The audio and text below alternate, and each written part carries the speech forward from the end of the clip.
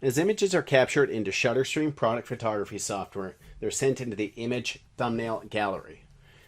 As we can see down here at the bottom, this is a collection of images that would captured previously into the software. As users click on an image, they can view that image on a much larger scale in the image viewing window, and should they wish to inspect up close, they can do so. You simply right click on the image, then you can hold the space bar to pan the image to move around with your mouse to inspect. To view back at a fit view, just right click and click fit, and that's kind of the image inspection side of things. Now, selecting images inside of here, users can, any images that are selected are going to be highlighted in blue. Now, to batch select an image set, users can do this in multiple different ways. First and foremost would be select all thumbnails. That's going to select every thumbnail that's inside of the gallery. The next option would to be select any image that you want and then hold shift and then select the last image, and that will select everything in between. And our third option for kind of batch selecting images is to select an image, hold control, and select other images that you wish to select.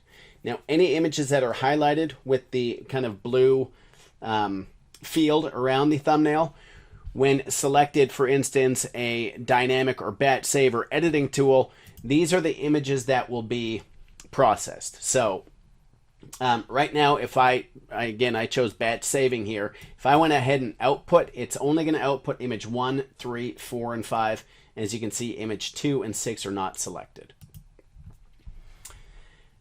To take this a little bit further, we're going to see there is some customization feature inside of here for the view.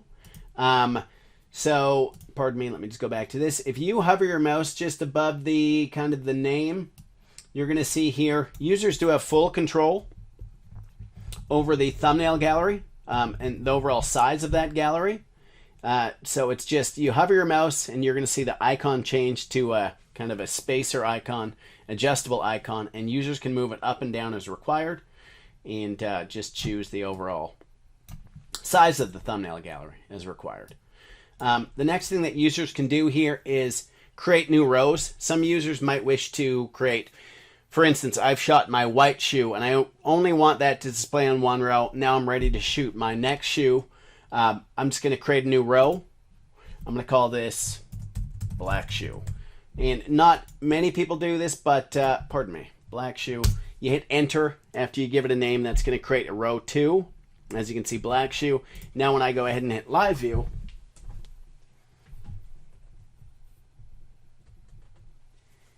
and I place my next object, when I hit snap, you're going to see it is captured into that different row. So you can go up and down, view your different rows. There's row 1, and pardon me, I had another row inside of here. There's the black shoe row that we'd created. To delete an additional row, what you can do is first you have to remove all the thumbnails out of it. Okay, then we just click the delete selected thumbnails again, and that will delete the actual row. And we're just going to delete this other row that I had in the software already. So now we're back to only having one row.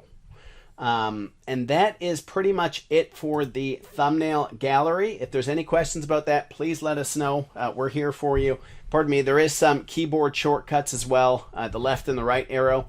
What these do is just allow you to inspect different images. So there's also more. We've published these in our KB area. If you have any questions or if you want to see a list of all the keyboard shortcuts for the software, reach out to us and we can send you a link to that list. Thank you very much.